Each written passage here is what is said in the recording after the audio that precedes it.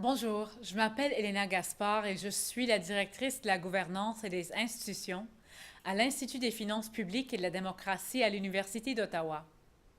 L'IFPD s'est fait un honneur de travailler avec l'Assemblée des Premières Nations, le Comité consultatif national, ainsi qu'avec Cindy Blackstock et la Société de soutien à l'enfance et aux familles Premières Nations, afin d'informer une réponse au Tribunal canadien des droits de la personne. L'IFPD a été demandé de contribuer de deux manières. Premièrement, en comprenant et en analysant les besoins des agences, et deuxièmement, en offrant une perspective stratégique de comment assurer la subvention des agences selon leurs besoins actuels dans le futur. Nous, à l'IFPD, nous sommes des experts en utilisation de l'argent pour résoudre des politiques publiques, ou des questions plutôt, de politiques publiques. Mais vous, nos collègues au sein des agences, c'est vous les experts dans les questions de vos communautés et de vos enfants. Nous avons l'honneur de continuer à apprendre de vos expériences et de vos connaissances. Moi-même, j'avais le plaisir de rencontrer plusieurs d'entre vous dans vos communautés, dans vos agences, ainsi qu'ici à Ottawa lors de nos symposiums. Nous sommes ravis que 80 agences ont partagé leurs connaissances avec nous. Cela représente un taux de participation de 75 %, ce qui est vraiment très bien. Nous avons tant appris de vous et nous continuons à apprendre de vous.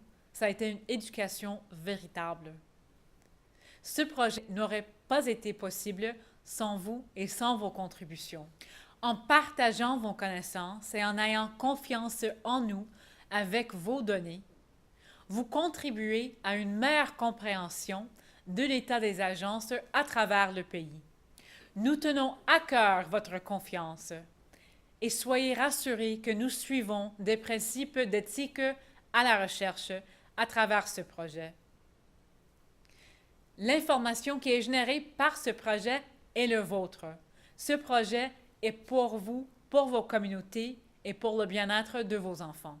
Grâce à vous et grâce à vos contributions, on a une meilleure compréhension de l'état financier des agences. Nous avons des moyens d'organiser les agences en typologie afin de mieux comprendre leurs besoins. Et nous pouvons aussi identifier les activités de programme des agences ainsi que les opportunités et les barrières qui existent. Nous avons trouvé, ce que sans doute vous connaissez déjà, que la structure du programme actuel renforce la protection et qu'il y a des lacunes importantes dans les activités de prévention. Afin de mieux comprendre les besoins des agences, nous avons trouvé que les caractéristiques sont un moyen beaucoup plus puissant que les frontières provinciales de comprendre les agences.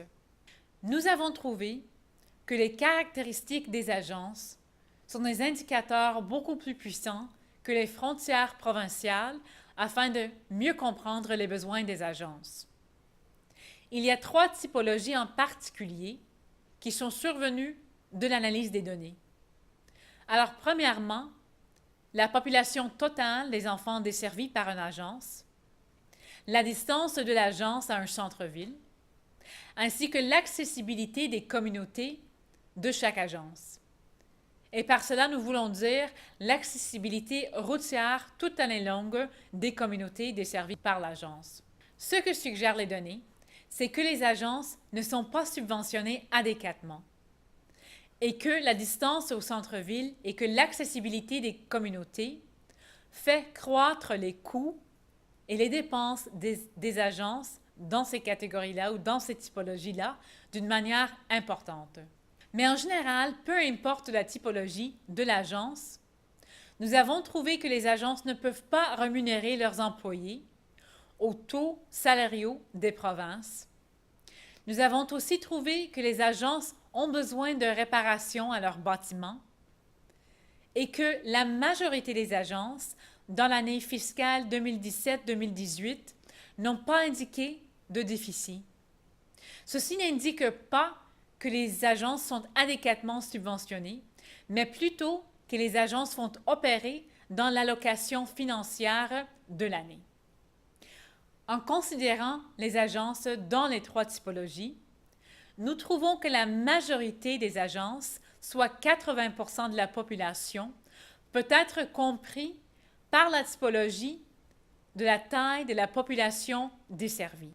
Pour le reste des agences, alors environ 20% de la population, il faut comprendre ces agences-là à travers la typologie d'accessibilité. Alors, ce sont des indications importantes pour nous quand nous continuons notre travail d'estimé de coûts afin de prendre en compte les caractéristiques qui font croître les coûts des agences. Grâce à vous et grâce à vos contributions, nous avons une meilleure idée des caractéristiques des agences. Et nous utilisons actuellement cette information que vous avez partagée afin de développer un modèle d'estimé de coûts pour les besoins futurs des agences. Nous avons bien compris, lors des symposiums à Ottawa, que vous cherchez une vision axée sur les résultats pour vos communautés et pour vos familles, que vous cherchez une autodétermination pour vos agences afin d'allouer vos ressources financières selon les besoins de vos communautés, que vous voulez continuer à offrir un soin culturel et approprié pour votre contexte, qui vise le bien-être de la personne dans son entièreté. Et on a aussi entendu que les agences sont toutes différentes. Elles ont des points de départ différents, ainsi que des approches différentes, et qu'il faut prendre en compte cette diversité dans nos travaux. Nous croyons que nous pouvons effectuer un changement important de l'état actuel à un état qui vise les résultats pour les enfants en changeant le moyen que nous subventionnons les agences.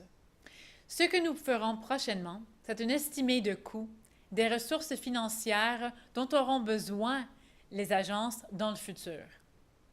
Grâce aux données financières que vous avez partagées avec nous, on peut développer un modèle d'estimé de coût qui prendra en compte aussi certaines variables indépendantes telles que la croissance de la population.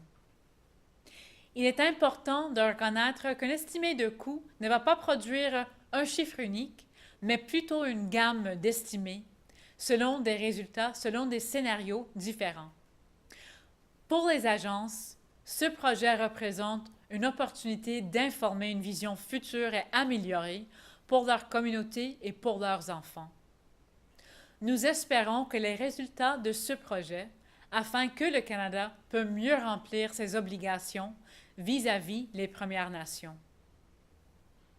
Nous vous remercions de nouveau pour votre participation, pour le partage de vos connaissances et de vos expériences. Et nous tenons à cœur la confiance que vous nous faites dans ce travail. Nous espérons que vous garderez en contact avec nous. On aime bien entendre de vous et d'entendre vos réactions.